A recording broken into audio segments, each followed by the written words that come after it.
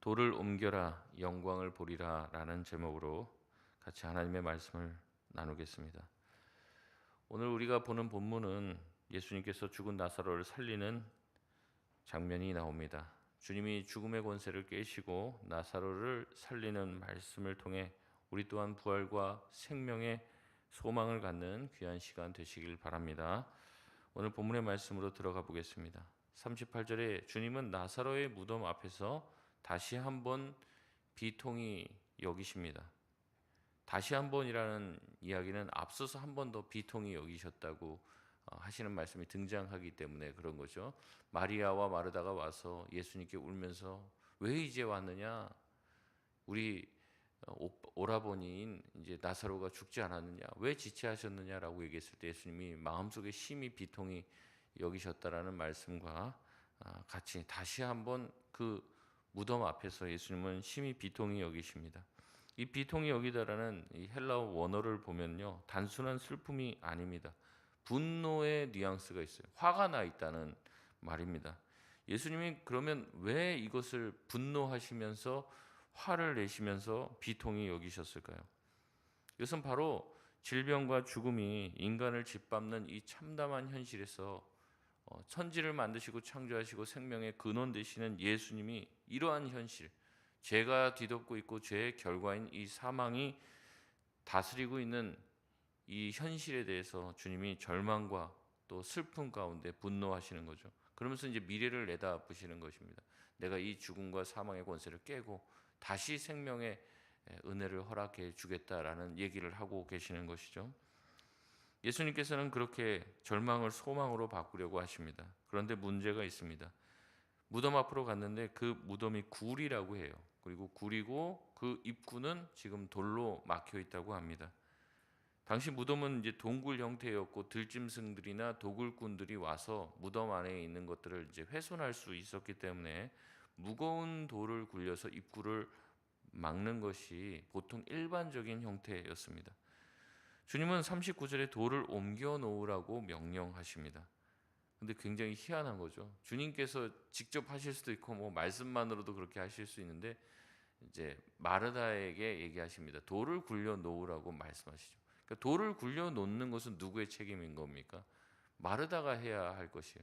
그러니까 우리가 뭐 하나님한테 기도하면 자꾸 목사님 전능하시다고 하고 기도하라고 그러는데 그럼 기도만 하면 다 됩니까? 이런 사람들이 꼭 있는데 분명히 우리가 해야 될 책임이 있습니다. 그래서 우리한테 얘기하시는 거죠.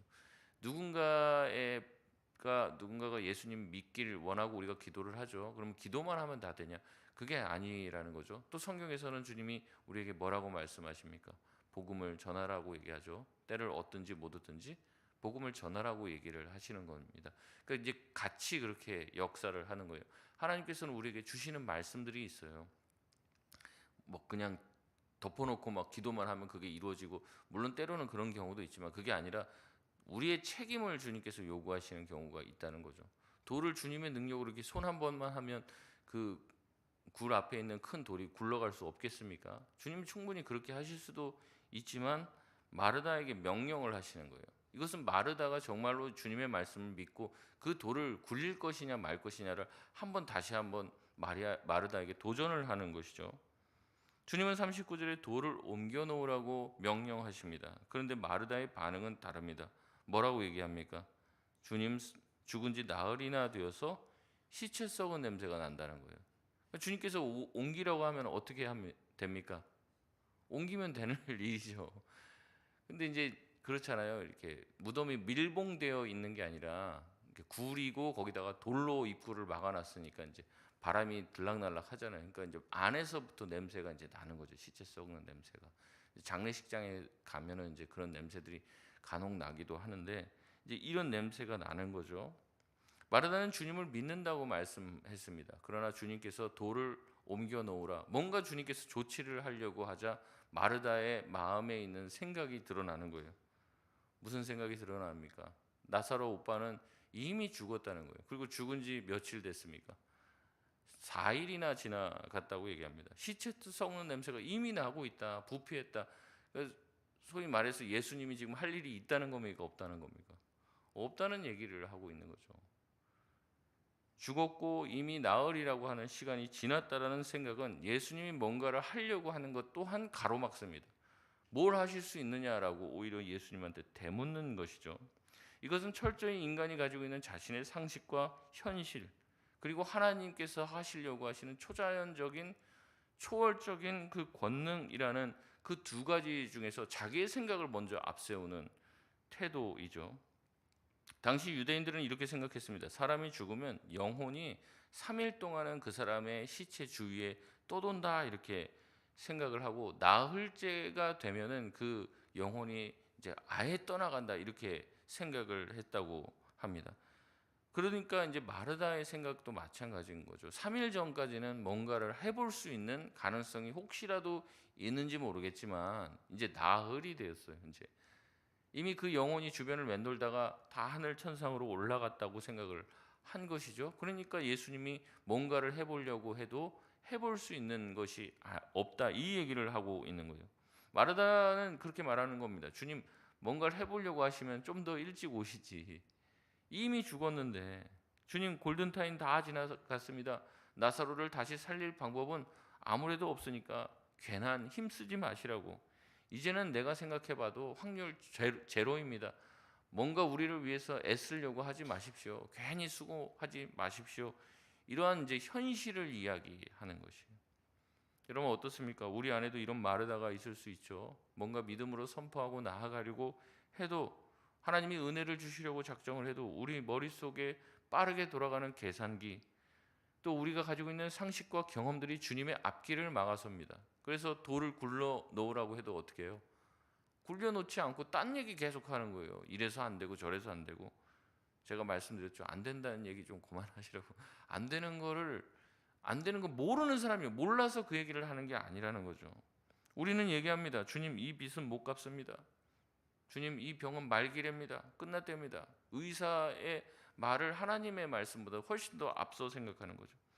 주님, 제 남편은 결코 예수 믿을 사람이 아닙니다. 이 말은 마르다가 한 말과 똑같습니다. 이미 썩은 내가 진동합니다. 괜히 힘쓰지 마십시오. 괜한 희망 우리에게 주지 마십시오. 이 돌을 굴려내는 것도 보통 일 아닙니다. 예수님, 굴렸다가 뭔 험한 꼴을 보려고 그러십니까? 하지 말라는 거죠. 주님의 역사를 회방하고 있는 자리에 서 있는 것입니다. 현실을 파악이 빠른 것은 평소에는 큰 도움이 됩니다. 그러나 때로는 믿음에 있어서 가장 큰 적이 되고 맙니다. 신앙생활은 내 생각과 경험을 앞세우는 것이 아니죠. 내 생각과 경험을 뛰어넘는 하나님의 놀라운 역사를 기대하는 것이 바로 신앙인 줄 믿습니다. 썩은 냄새가 난다고 해서 포기할 것이 아니죠. 그 자리에서부터 하나님은 새로운 일을 시작하길 원하십니다. 그래서 주님은 그런 마르다를 향해서 이렇게 말씀하십니다. 우리 40절 말씀 같이 한번 읽겠습니다. 시작. 예수께서 이르시되 내 말이 내가 믿으면 하나님의 영광을 보리라 하지 아니하였느냐 하시니. 아멘. 예수님은 현실의 벽 앞에 서 있는 마르다에게 이렇게 선포하십니다. 내가 믿으면 보게 될 거라는 거예요. 네가 내 말을 믿으면 보게 될 거라는 거죠. 우리는 뭐라고 합니까? 주님 뭘 보여주면 믿겠습니다. 다른 거예요, 다른 거. 예수님 말씀하십니다. 네가 내 말을 믿으면 보게 될 거라는 거예요. 놀라운 역사를. 그러니까 믿음이 먼저입니까? 보는 게 먼저입니까? 믿음이 먼저라고 말씀을 하시는 거예요. 근데 우리는 거꾸로죠. 하나님, 내가 기도하는데 이거 되면 믿을게요. 되면 뭘 자꾸 한다고 얘기를 합니다. 증거를 가져오라는 얘기죠. 하나님 말씀하신 거 그걸로 충분하지 않다는 거예요. 증거를 가져오면 내가 믿겠다라고 우리가 이야기할 때가 얼마나 많습니까? 근데 예수님은 말씀하시는 거예요. 그게 아니다. 믿음이 먼저다. 그리고 네가 믿는다면 뭐 하게 된다는 거예요. 내가 굴리라고 할 때, 돌을 굴리라고 할 때 굴릴 거라는 거죠. 순종할 거라는 거죠. 믿는다고 말만 하지 말고 믿으면 그렇게 나아가는 것이지 않습니까? 요단강을 주님이 가르신다고 하면은 그 요단강에 발을 들여 놓아야 하는 거지. 갈라 놓으면 내가 그때 가겠습니다. 그럼 뭔가를 봐야지 내가 믿겠다는 그 얘기를 하고 있잖아요. 주님은 얘기하십니다. 믿음이 먼저고 그 믿음에 의한 순종이 이루어질 때 기적을 비로소 보게 되고 경험하게 될 것이라고 말씀을 하십니다. 그러니까 우리에게 말씀하시는 거죠. 기적을 보기 원하냐? 하나님의 영광을 보기를 원하냐? 그러면 믿고 순종하라는 말씀을 하시는 겁니다. 그 말씀을 듣고 41절에 마르다는 사람들을 시켜 예수님의 말씀대로 돌을 옮겨 놓습니다. 하나님은 하늘을 우러러 기도하시죠. 아버지여 내 말을 들으신 것을 감사하나이다 라고 말합니다. 이런 기도가 사실 굉장히 놀라운 기도죠. 이 기도 또한 믿음의 기도입니다. 이 기도의 시제가 원어로 봐도 그렇고 지금 우리가 성경 읽는 그 본문으로 봐도 한글로 봐도 마찬가지인데 과거 시제를 사용하고 있어요. 아버지의 내 말을 이미 과거에 들으신 것을 감사하나이다 이렇게 말을 하고 있습니다. 나사로가 지금 뭐 무덤에서 일어났습니까? 그러지도 않죠. 근데 주님은 얘기합니다. 앞으로 내가 지금 기도할 건데 그 기도를 들어주실 줄 믿습니다. 이게 아니에요. 이미 응답된 것처럼 들으신 것을 감사합니다 라고 과거형으로 기도하고 있다는 거죠. 이미 이 기도가 응답되었음을 믿고 감사 기도부터 시작을 합니다. 또한 이 기도를 소리내어서 하신 이유는 42절에 주변에 선 무리들이 예수님이 하나님으로부터 오신 분임을 믿게 하려고 일부러 소리내서 이 기도를 하셨다라고 주석을 달고 있습니다. 우리도 이 주님의 기도를 배워야 할 줄 믿습니다. 보통 문제가 해결되면 주님 이거 이렇게 돼서 합격됐습니다. 감사합니다. 이제 그렇게 하죠. 그게 아니죠. 그러나 우리가 기도할 때 어떻게 해야 됩니까? 내가 기도를 시작한 그 즉시 주님의 말씀 또 주님의 은혜가 우리 가운데 임하게 되어지고 우리의 문제가 해결되었음을 감사로 시작할 수 있는 감사의 기도가 우리의 기도의 첫 번째 기도가 되어야 될 줄 믿습니다. 문제가 해결되고 감사하고 통장에 돈이 꽂히고 병이 나아야만 감사하는 기도가 아니라 그 전에 이미 하나님의 좋으신 성품에 기대어 하나님이 이 문제 또 내 기도 하나님께서 이미 다 들으신 줄 감사하나이다. 우리가 그렇게 기도를 시작할 수 있길 바랍니다. 예수님은 지금 계속해서 믿음의 도전을 하고 있는 겁니다. 우리 생각에는 그냥 바로 나사로 끄집어내갖고 뭔가 짠 보여주면 사람들이 믿겠구나 생각하는데 예수님은 계속 믿음에 대해서 얘기하는 거예요.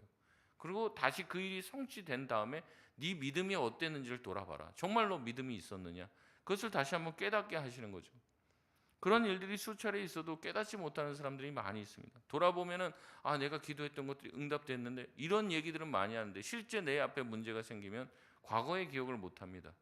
하나님 이 문제도 뭔가 되면 내가 그때 믿어볼 거예요. 이렇게 생각한다는 거죠.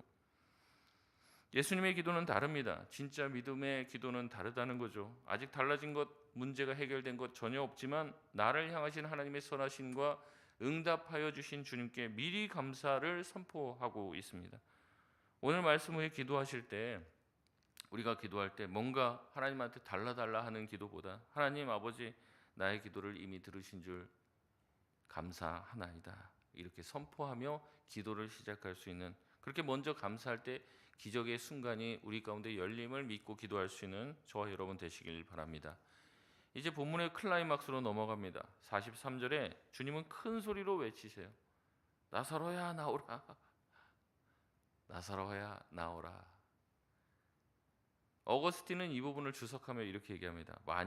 만일 주님이 나사로야 라고 부르지 아니하셨다면 나와라 일어나라 했으면 그 주변에 있던 무덤에 있는 모든 시체가 다 일어났을 거다.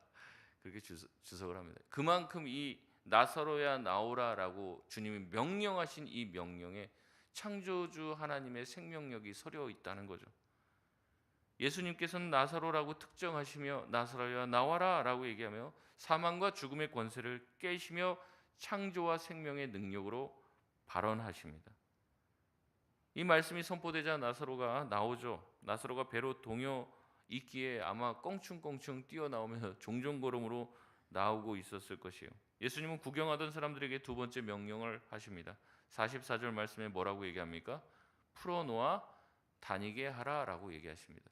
여러분 여기서도 계속 우리 옆에 있는 사람들에게 주님은 명령하시는 거예요. 명령하시는 돌을 어떻게 하라는 거죠? 굴려놓으라는 거예요.